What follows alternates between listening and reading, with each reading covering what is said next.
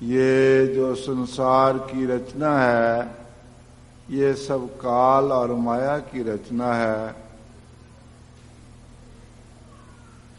जो कि सब मिथ्या, नाशवान और बेबका है।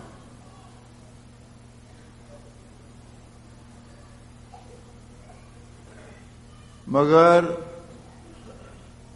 इसकी कब इसको इंसान को ये पता चलेगा, कब ये सही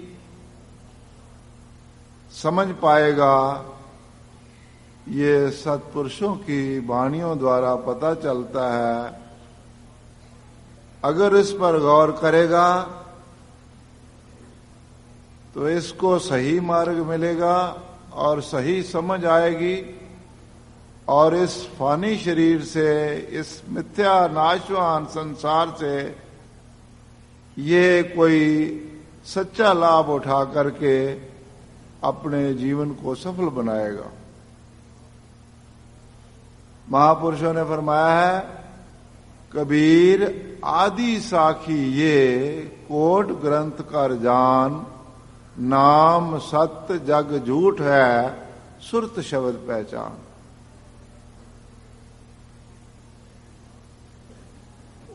महापुरुषों ने करोड़ों ग्रंथों का एक सार तत्व बतला दिया आदि साखी में। उन्होंने तजुर्बा किया और अपना अमली जीवन बनाया, संसार की सत्यता को जाना और मालिक की भक्ति में चित्त लगाया। तो उन्होंने ये ऐसा सार तत्व निकाला कि जो चीज है संसार की, ये सब मिथ्या है, झूठ है, नाशवान है। सत्य वस्तु क्या है? एक केवल मालिक का नाम सत्य है। मगर कैसे प्रतीत होगा? संसार में इतने लोग रहते हैं, सब कारोबार करते हैं, धंधा करते हैं, मिलते जुलते हैं, सब दुनिया का व्यवहार करते हैं, बहन भाई रिश्तेदार कुटुंब परिवार सब से मिल करके रहते हैं। मगर ये किसी को मालूम नहीं होता है कि ये मिथ्या है, नाशवान है। और ये भी पता है कि ये हमारे साथ नहीं रहेंगे, हमारा साथ नहीं निभाएंगे, बारी बारी एक एक करके जा रहे हैं और कितने ही चले गए और जाते ही रहेंगे, जा ही रहे हैं। मगर फिर भी प्रतीत नहीं होता है, फिर भी उसको सत्य समझता है, संसार को सत्य समझता है। और जो असली चीज है, हकीकत वाली जो सत्य वस्तु है, मालिक का नाम, उसके लिए बेखबर है, उसको पता ही नहीं है। मगर ये कब पता चलेगा? कहते हैं सुरत शब्द पहचान। जब अपनी सुरत को सतगुरु के शब्द में, नाम में जोड़ेगा, तब इसको ज्ञान होगा, तब इसको असलियत होगी, तब इसको रोशनी होगी कि ये चीज सत्य है और ये असत्य है। नाम सत्य है, संसार असत्य है। तो प्रेमियों, अब आप ही अंदाजा लगाओ कि जब संसार असत्य है और सब काम धंधे सब असत्य हैं, सब चीजें भी असत्य हैं, अपना शरीर भी असत्य है, तो फिर सत्य वस्तु जो चीज है, असली चीज है, अगर उसको अपनाएगा तभी तो लाभवंत होगा। झूठी चीजों से दिल लगाने से ना तो इंसान को कभी सुख मिला है और ना सुख मिल सकता है, ना कोई लाभ उसको मिला है। मगर जो असली चीज है, सच्ची चीज है, सच्ची चीज मिल जाने से इंसान को खुशी मिलती है। अगर वो उसके पास मिल जाए तो उसको सुख मिलता है, आनंद मिलता है। अगर वो सच्ची चीज हमेशा के लिए उसके साथ में रहेगी तो अंत में भी उसका साथ निभाएगी, वो साथ में भी जाएगी। जैसे कि महापुरुषों ने अपनी वाणी में फरमाया है, हर जस रे मना गाए ले, जो संगी है तेरो, अवसर बीत्यो जात है, कहो मान ले मेरो। संपत रथ धन राज स्यों अति नेह लगायो, काल फास जब गल परी सब भयो पर आयो। जान बूझ के बावरे तै काज बिगाड़ो, पाप करत सुखचो नहीं न गर्भ निवार्यो। जे विद गुरु उपदेशया सो सुन रे भाई, नानक कहत पुकार के गौ प्रभ सरनाई। महापुरुषों ने ये निर्णय करके बता दिया, ये तत्व निकाल दिया कि तेरी अपनी चीज क्या है और साथ जाने वाली चीज क्या है, अंत में साथ निभाने वाली कौन चीज है। कहते हैं हर जस रे मना गाए ले, ये मालिक का नाम जप ले, मालिक के नाम को अपने हृदय में बसा ले। क्या मतलब कि ईश्वर परमात्मा को ही अपना बना ले और सब चीजें जो है छोड़ दे, उनका ख्याल छोड़ दे। क्यों? बाकी चीजें साथ जाने वाली नहीं है। जो साथ जाने वाली है, संगी है, साथी है, हमदर्द है, वो संगी है तेरो। कौन सा नाम? हरि का नाम। हर के नाम बिन कोई भी इंसान को जो है साथ नहीं देता है, ना साथ निभाता है। बाकी चीजें सब गिन गिन के बता दी महापुरुषों ने। संपत रथ धन राज से अति नेह लगायो। राज हुकूमत हो, संपत्ति हो, और भी धन पदार्थ हो, काल फास जब गल परी सब भयो पर आयो। जब इंसान का आखिरी वक्त हो जाता है तो कोई भी अपना नहीं होता है। तो इसमें आकर के इंसान कहे कि मैं अपना कोई दूसरा कोई संगी बना लूं या इसमें से कोई लाभ उठा लूं, वो कहते हैं जानबूझ के बावरे तय काज बिगाड़ो। तो इस संसार में आकर के, संसार में रह करके और संसार से रल मिल करके अपना कार्य बिगाड़ रहा है। तो महापुरुष तो कहते हैं काज सवार ले। किस तरह से इंसान का कार्य सुधरेगा, किस तरह से सफलता मिलेगी, किस तरह से लाभ मिलेगा। जे वेद गुरु उपदेश या सो सुन रे भाई, नानक कहत पुकार के गौ प्रभ सरनाई। जिस प्रकार महापुरुष उपदेश देते हैं और जो उन्होंने नाम, सच्चे नाम की बख्शीश की है, उसकी कमाई कर ले और मालिक की शरण में आ जा। ये माया की शरण छोड़ करके मालिक की शरण में आ जा और सब तरह से तेरे जो है वो सब तरह से तू सुरक्षित हो जाएगा, सुखी हो जाएगा, आनंदमय हो जाएगा। कितना बड़ा भारी लाभ है मालिक की भक्ति करने में और कितना बड़ा नुकसान है संसार को अपना बनाने से। ये तो एक खेल है, रचना है, माया की रचना है। अगर इंसान खेल को खेल समझे तो ठीक है, अगर खेल को असलियत समझ ले तो उससे कोई हासिल तो नहीं होगा। इसलिए जो गुरुमुख जन होते हैं, जो संस्कारी रूहें होती हैं, जिनको सत्पुरुषों की संगत मिल जाती है, उनको ही जो है सत्य और असत्य का ज्ञान हो जाता है। फिर वो असत पदार्थों को अपनाते नहीं, उनमें दिल नहीं लगाते। केवल बरतने के लिए चीजें हैं, उनसे उतना ही वो काम लेते हैं जितना वो काम देने की चीजें हैं। अन्यथा उनका जो चित्त है, मन है, सुरत है, वो केवल मालिक के नाम में रहती है।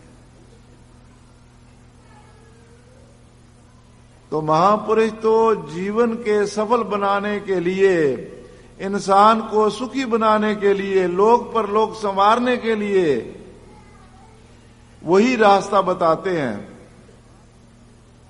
कहे कि संसार में ये कोई काम बताएगा, ये असलियत का राज बतलाएगा, तो संसार में तो संसारी लोग यही कहेंगे, भाई धन कमा लो, मान इज्जत बढ़ा लो, कोई संपत्ति बढ़ा लो।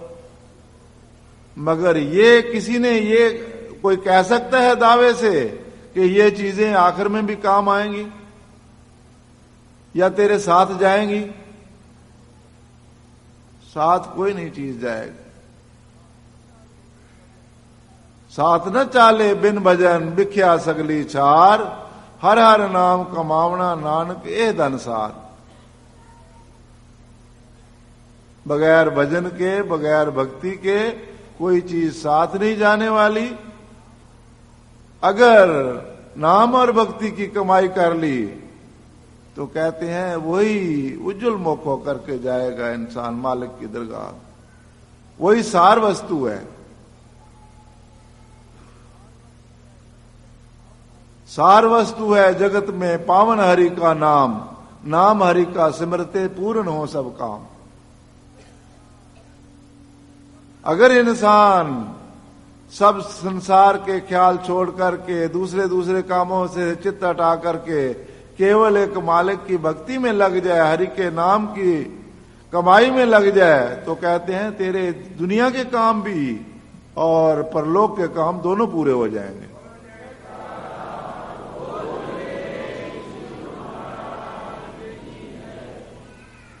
कितना बड़ा भारी फर्क है, अंतर है।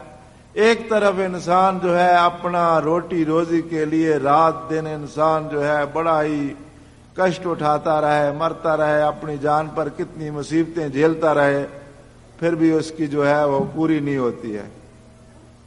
उसकी ना इच्छा पूरी होती है, ना मांग पूरी होती है, ना तृष्णाएं पूरी होती है।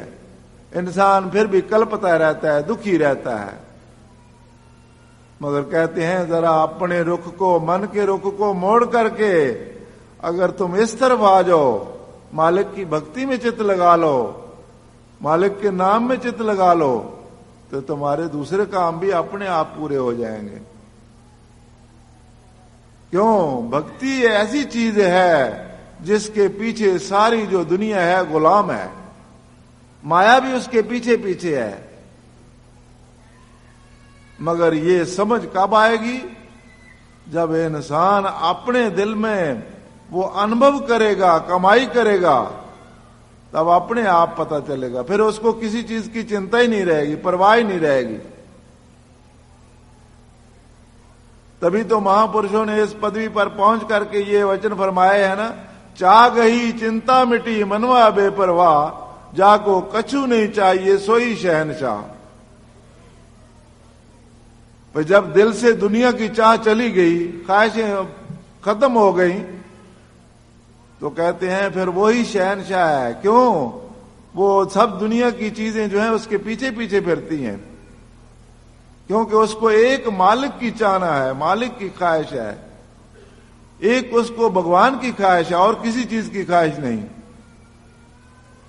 तो भगवान के पीछे सारी रचना है, सारी सृष्टि है, सारे उसके गुलाम हैं, सारी उसकी सेवा करने के लिए तैयार है। मगर ये इतनी ऊंची चीज, इतनी जो है बहुत कीमती चीज, वो कौन ले सकता है? जो उसके ऊपर अपना जो है सब तरह के ख्याल छोड़ करके, सब चीजों का ख्याल छोड़ करके एक ही ख्याल उसके दिल में बसा हो, इतना पूर्ण विश्वास हो, इतनी पूर्ण लगन हो, ताकि उसके दिल में और कोई चीज न रहे। फिर देखो इसका कितना कितना इसको आनंद मिलता है, कितनी खुशी मिलती है, और कितना आगे का जो है मार्ग जो है सुधरता है। फिर एक जन्म नहीं, कई जन्मों का जो है इसका वो रास्ता, वो एक ही जन्म में, एक ही टाइम में जो है उसका तय हो जाता है। मगर जब इस तरफ लगता है पूर्ण तौर पर, तभी उसको लाभ पहुंचता है। कहे भाई ये भी दुनिया भी मैं अपने साथ रखूं और भक्ति भी कर लूं, दो चीजों का मेल नहीं है। दुनिया बराए नाम है और भक्ति इसकी असली चीज है। अगर दोनों चीजों का है, दोनों चीजें चलती रहें, वो नहीं हो सकता। अगर जहां काम तहां नाम नहीं, जहां नाम नहीं काम, कहे कबीर दो नाम मिले रवि रजनी एक ठाम। जहां इंसान के दिल में ख्वाहिशें हैं, तो वहां जो है मालिक का नाम जो है वो भक्ति नहीं आ सकती है। और जहां भक्ति इंसान के दिल में आ गई, सच्चा नाम इंसान के दिल में बस गया, तो वहां किसी चीज की कामना ही नहीं रह जाती। फिर इंसान का जो है अंदर रोशन हो जाता है, फिर आनंद ही आनंद होता है। जहां रोशनी आ जाती है मालिक के नाम की, फिर उसको किसी प्रकार की जो है ना चाहना रहती है, ना किसी प्रकार की चिंता रहती है। हर तरह से वो उसका जो है अंदर ही मसरूर, वो खुशी में आनंद में मखमूर हो जाता है। तो गुरुमुखो महापुरुष तो चाहते हैं कि सभी गुरुमुख जन, सभी प्रेमी जन उस खुशी, आनंद और सरूर को हासिल कर लें, उस स्टेज पर पहुंच जाएं। तो बहुत आगे से बहुत ही जो है दुनिया बोध करके आया है। अब जो है इसका श्रेष्ठ, उत्तम और बहुत ऊंचा दर्जा है मानुष जन्म का। अगर मानुष जन्म पाकर के इसने जो है आगे की तरफ तरक्की नहीं की, तो फिर इसको फिर कहते हैं फिर 84 में जाना पड़ेगा। मगर महापुरुष ये नहीं चाहते हैं कि इंसान ऊपर उठा हुआ फिर नीचे गिर जाए। नहीं, आगे की तरफ बढ़ता जाए, आगे की तरफ बढ़ता जाए। वो तभी हो सकता है जब इंसान के दिल में जो है हर वक्त मालिक के नाम की लगन होगी। सत सम्राट से राख मन, करिए जगत के काम, जग जीवन ये मंत्र है सदा सुख विश्राम। संसार में भले ही रहो, संसार के काम कार करो, मगर दिल में उनको ना बसाओ, दिल में उनको जगह नहीं दो। सत सम्राट ईश्वर परमात्मा को जो है अपने साथ रखो, उसको दिल में बसाओ। फिर संसार के काम करते हुए भी कहते हैं यहां भी सुख से रहो और अपना परलोक भी सुखी बना लो। ये लोक भी सुखी हो जाए, परलोक भी सुहेला हो जाए और मानुष जन्म का लक्ष्य पूरा हो जाए।